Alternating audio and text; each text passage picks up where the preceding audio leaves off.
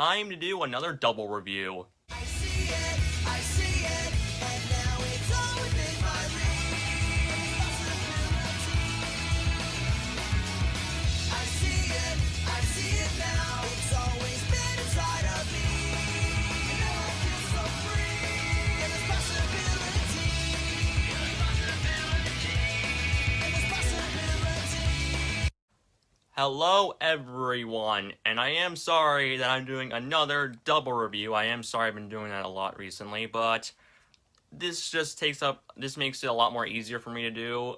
But don't worry, I will do regular reviews in 2021, or if this is 2021, then Happy New Year. So anyway, time to take a look at two movies again. We're taking a look at Soul and Wonder Woman 1984. So we're going to start off with Soul, since that was the one I watched first.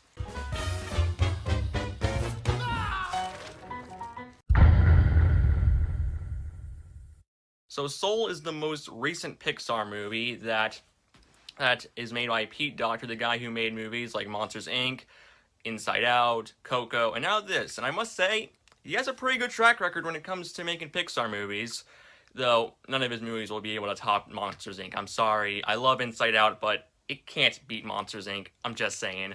Anyway, what's the plot of the movie? Well, the plot of the movie is that it's about this man named Joe who wants to be a big jazz musician, but is unfortunately doing stuff like working as a band teacher at a middle school, which isn't doing so well. And he wants his big chance, and he finally gets it, only to die a few seconds later. That must suck. But anyway, he is put in this place called the Great Beyond, but he's not ready to go yet, so he goes out of there and finds himself in like a youth seminar type thing, where he meets 22, a soul that has been trying to avoid going to Earth as much as possible. I can kind of agree with her, given how 2020 has been, but still. And they try to work together so that way Joe can get back in time for his, his big day as being like a jazz musician. So that's basically the plot of the movie without going deep into spoilers just yet. But I will say, it's a decent plot. There are some things that do happen later on in the movie that I did like. Now, if I'm going to be honest, I was not very sold on the movie's trailers because they just felt like, okay, they're just kind of doing something like Inside Out again. But thankfully, they subverted my expectations and made a pretty good film. So in terms of the stuff I liked about this movie, I liked the animation is gorgeous, as per usual in most Pixar movies nowadays. I really liked Joe, and I thought he was a pretty good character, and I especially liked his dynamic with 22. Those two were fun to watch. And I also thought some of the humor was pretty funny, like how they even mention hell in this movie. Yes, this is a Pixar movie, and they mention hell. Well, to be fair, in Toy Story 2, there was a scene where Woody was being dragged to toy hell, so I guess. But yeah, I do like the banter between 22 and Joe. It is really nice. 22, I think, is a good character. She's fine for the most part, and I do think, again, she does get a pretty good laugh out of me. Like when she says, "Oh, don't worry, you can't crush a soul here. That's what Earth is for." And honestly, that is the most truthful thing to come out of a Pixar movie in the last few years. And yeah, there is not much to say in terms of positives. Like, don't get me wrong, there are a lot of positives about this movie, but I would have to go into spoilers. But yeah, let's just talk about spoilers real quick. Now, skip ahead to my conclusion. I'm pretty sure the editor will put like a timestamp for that. So there.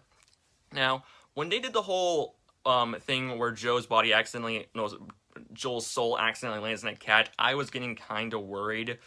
But thankfully, they did it in a funny way and an emotional way too with 22. Like, this is her first time being on Earth, and I like how even though she was being so pessimistic about going there, when she goes there in the body of Joel and she sees, she like does stuff, ordinary things, she finds the wonders of the world and she wants to live here. And Joe just becomes a little jealous because he's all like, "Hey, I had to get my body back because of the whole jazz thing." And she's like, "No, I want to continue. You're just taking this away from me." Now, normally I'm not a big fan of the third act breakup because it's just pointless and like a few minutes later they'll get back together. But here, the way it's handled in this movie is so well done. Like, I understand why 22 was so furious. Like, she just wanted to live, but she couldn't. And I like that. It was so well done. And I like how when Joel gets his chance at being a jazz musician, he just finds out that it's going to be the same thing every day, like how he has to basically do the same thing. I like that. And there are a lot of heartfelt moments in this movie, like when Joe and 22 go visit Joel's mom, and it's a really nice scene. It's a beautiful scene in my eyes. And my favorite scene in the movie is when Joel goes back to his apartment and he looks at the stuff that 22 had in his pocket, and he just gets this this entire thing where he sees all these flashbacks of his life, and it's done without words, just a beautiful melody. It's so beautiful. And I like the themes of this movie. This is probably, in terms of themes, the most mature Pixar movie, and I like that. But I did say there were some negatives with this movie, and let's get the negatives out of the way first. Well, let's get the negatives out. Number one, I do feel like the pacing is kind of like a hit or miss thing. Like, sometimes the pacing is really well done, other times not so much. Another thing I didn't like about the movie was that throughout the film they bring up this character named Leslie or something like that, and they never show us this character, by the way. They don't. And we never get to see her, like, in the movie. Like, what was the point of bringing her up if we never see her at all in the entire film? And this is one last problem I do have with the movie, and its ending. Don't get me wrong, it is a nice ending where Joel is all like, I'm gonna live every minute to the best of my abilities. That's a good ending message, but it just ends after that.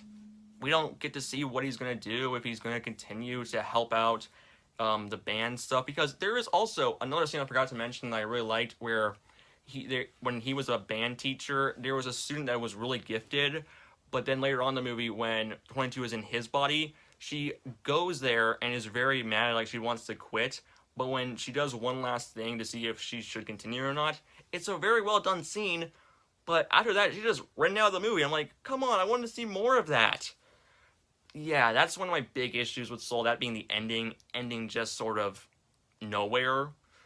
If the movie did do some of the things better, I would have given this movie like a 9 out of 10, but I will say it's a solid 8 out of 10. I thought it's a really good movie, and I might go back to it every now and then. I'll fully admit, I prefer Onward over this movie, but this movie came so close to a 9 if it just fixed its ending a little bit. Because I could ignore the Leslie stuff if we just, got to see her and why was she was so important to Joel, other than them making a joke saying, oh, is she your girlfriend? Yeah. But again, the movie's an 8 out of 10. Now let's talk about Wonder Woman. My disappointment is immeasurable, and my day is ruined. Okay, so I don't have a script for this first part of the review before I start talking about the movie. So, yeah, screw it. We're just jumping into the review part, because all I'll say is this. With this movie, I was actually looking forward to it. I liked the first movie. I thought the first movie was a solid 8 out of 10. Probably the second best DCEU film. In fact, I think it's the second best behind Shazam. And I was looking forward to this movie. In fact, I was hoping this movie would be 10 times better than the disappointment that was Birds of Prey. And this film was still disappointing. It's not bad, but it's still disappointing.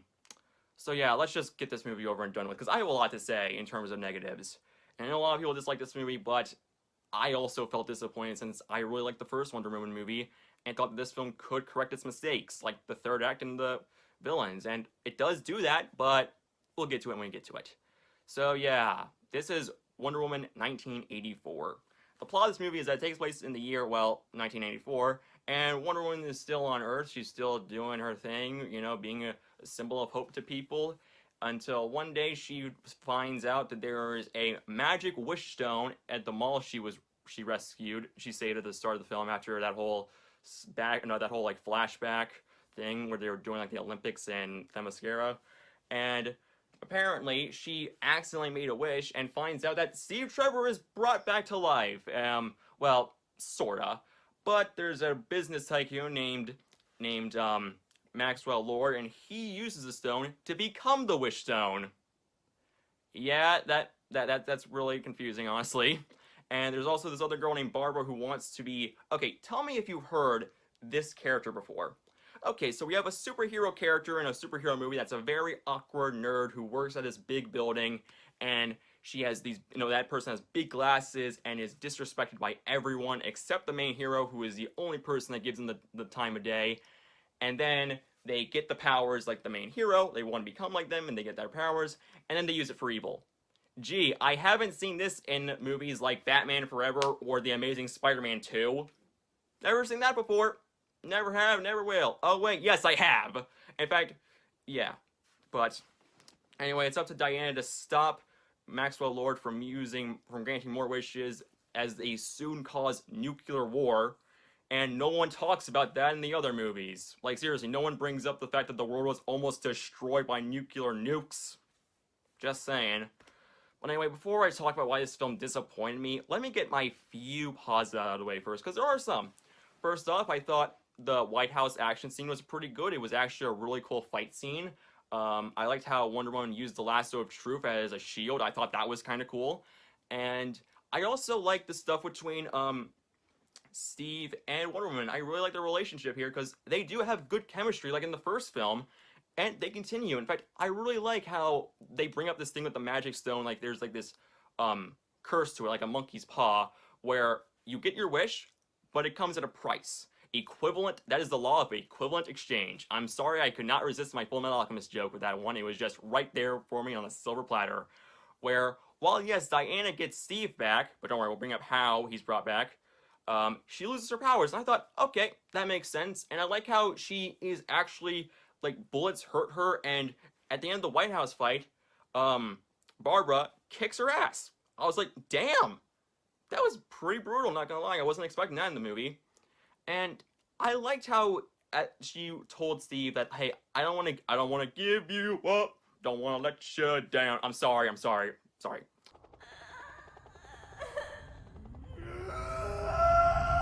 And she doesn't want to give Steve up because she loves Steve, and he understands that, but she's the only one that can stop Maxwell Ford and Barbara, so she has to give it up. I like that. But the problem with Steve is that, while it does make sense for him to be brought back this way, because if they told us he survived that explosion, I would call BS.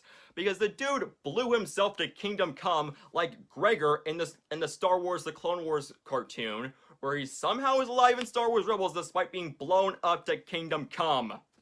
God, that was stupid, even though I thought Rebels was okay. And yeah, and also, the villains, they're better than the first movie's villains, because in the first movie I thought the villains were not good at all. Here, they have semi-decent motivation, like Barbara, again, she's basically Jim Carrey's the Riddler from Batman Forever, and Jamie Foxx is Elektra from The Amazing Spider-Man 2. And I thought, okay, she wants to be noticed, okay, and I like how she doesn't want to give that power up, so that makes sense. Until the third act, where when she's finally in the cheetah stuff, the fight is just 1 minute. I'm not joking. It's 1 minute of an action scene, and like, when I paused the screen, I could tell it was bad CGI, because, they do that whole trick where they're like, okay, we have to have this fight take place at dark to cover up bad CGI. And, yeah. And I know I should begin my positives, but since I'm talking about my positives, but since I'm talking about the villains, I should bring this up. One other negative I did have with Cheetah in the movie is that they bring up how Maxwell Ford only grants one wish to someone, like how he says to one person, oh wait, I already granted you a wish? Aw, crap, I can't do that. Here, he grants 2 wishes to Cheetah.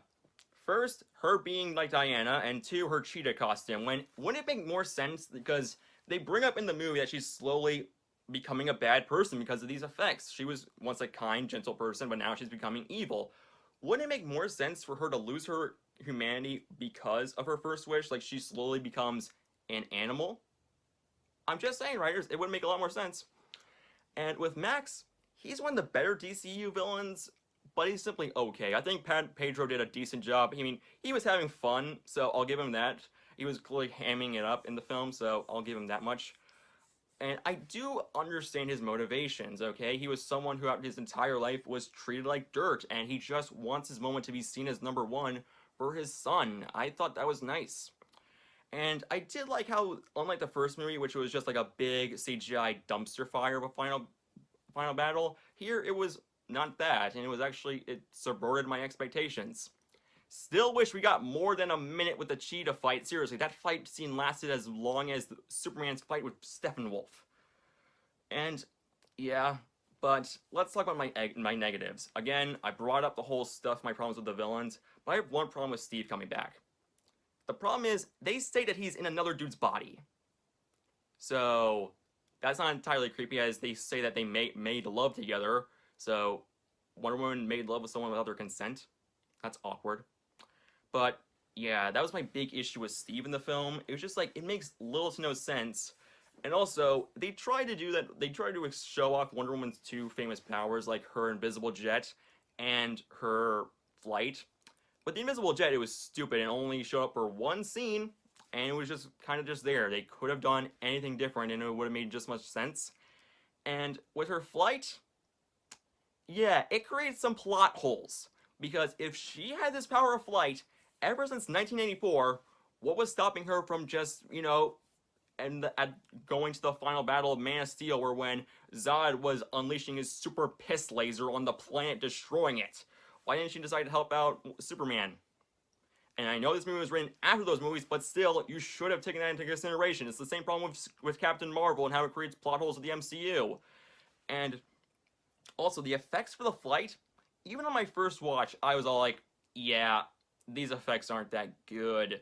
In fact, I can kind of see why most of it is just close-ups of her body, because they were trying to hide the bad CGI. Yeah. And what's another problem I have with the movie? Other problem with the movie is that the pacing is kind of just all over the place. And it just doesn't flow naturally like the first movie did. Like, even though I didn't like the final battle, at the very least, the plot was going at a natural speed. Here, stuff just happens every 5 seconds. And the action is not that great at all. Like, again, the cheetah fight was awful. And the tank battle was not very good. The first action scene where we see her as a kid was okay, I guess. And the fight with at the mall was okay. But it's kind of a shame that none of the action scenes in this movie are on the same level as the fights in the first movie, like especially the No Man's Land battle. And yeah, and the movie is just not that great. Like, I would not want to rewatch this film again. And yeah, this movie just feels like such a disappointment, because I was rooting for this film to be good. Because if you know my relationship with the DCEU, it's sort of a mixed relationship. Like, for example, I thought Man of Steel, perfectly okay.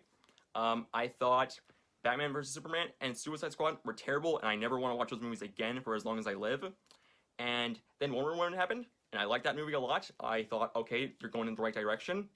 Then Justice League happened and completely spat on my face. And then we had two solid, great films back-to-back with Aquaman and Shazam, with Shazam still being my favorite movie in the DCEU. It's phenomenal, I love it. And then Birds of Prey happened, and I did not like that movie at all. And then this film happened.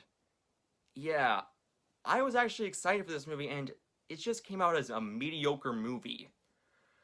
But yeah, if I had to give this film a rating, I would say 6 out of 10. It's a perfectly okay movie, but DC, what are you doing, man? What are you doing? Every time I'm like, okay, I think they're going in the right direction.